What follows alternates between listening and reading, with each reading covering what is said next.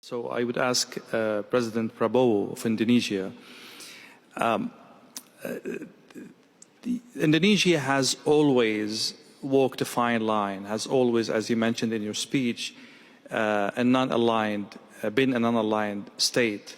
But as the world becomes more and more complicated, can Asian countries, ASEAN countries, stay non-aligned, or this is more and more not an option or a very, very narrow option as we go forward? Thank you. I think, in my opinion, it's not easy, but it's a line that we are determined to maintain. As I said, we respect all the great powers, we respect our neighbors, and we really believe that the only way for prosperity is collaboration, cooperation, and peaceful coexistence. And this is what we try to achieve. So we want to maintain good relations, and we try to convince all parties that the only way forward in this planet is getting smaller. We cannot afford rivalry that is going nowhere. Especially if it goes into confrontation. So no, I'm convinced that we have to maintain this path of non-alignment. Mr. President, you were shaking your head when we were exchanging this question. What are your thoughts on, bringing adversaries to the table? Does it require, is defeat a prerequisite for dialogue, or we can, bypass this phase and go to dialogue? And there are so many crises in the world that cannot afford a victorious Well, I have to say here that Nelson Mandela is one of my greatest icons, my greatest hero. I think it's an inspiration. He was put in prison for many years. He was sentenced to death, threatened to be sentenced to death, accused of many things.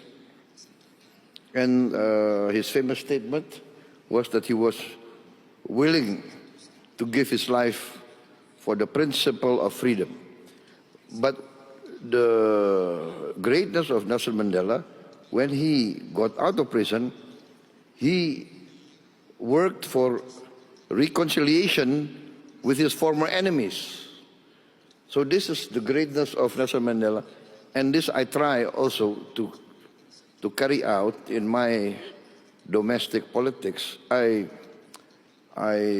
reconciled with many of my former opponents.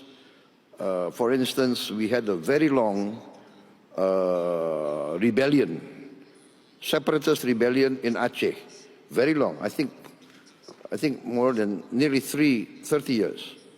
But can you imagine that the former commander of the Aceh Liberation Army, fighting against us for 25 years more, now he joined my party. He's in my political party. And he's now governor of Aceh, and I'm president of Indonesia. This shows that former enemies can come together. And I think this is the lesson of Nelson Mandela. I want to say I was a former soldier. And as a former soldier, I really know the value of peace and reconciliation. As a former soldier, I always try, now, even before, I always try to negotiate.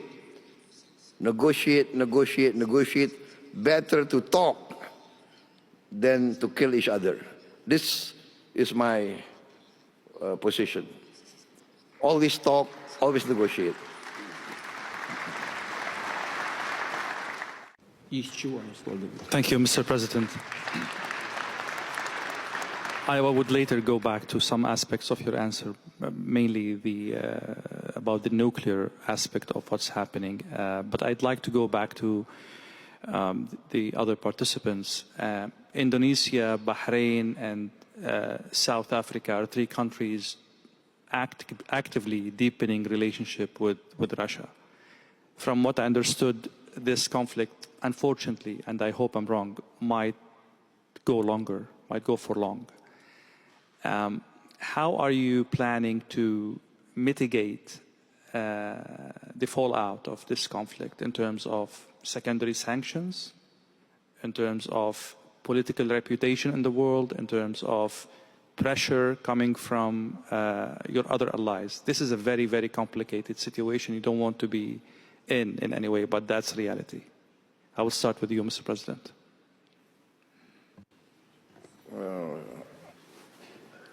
I really don't understand, actually, your question. What secondary sanctions? I'll make it simple. Yeah.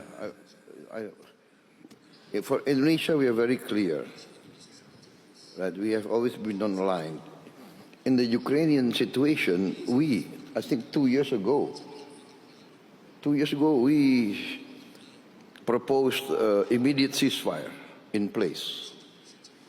And I think at that time, the reaction from the Russian side was quite open, was quite positive, in fact.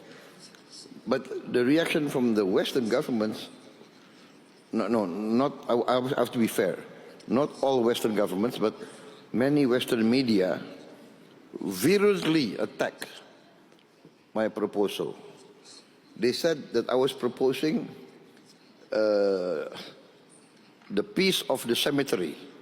That was what many of these Western journalists accused me of. So we would always propose a peaceful solution. And at that time, I reminded everybody that even in Korea now, North Korea and South Korea, there's a demilitarized zone supervised by the United Nations. The war in Korea is officially not yet over, but there's a peaceful condition. So that was what we proposed, like to save the people of Ukraine on all sides, people of the Russian-speaking areas, just to save them, a secession in place. That was we are far from the place, but we want to promote a peaceful solution. So I don't understand who's going to give sanctions to us.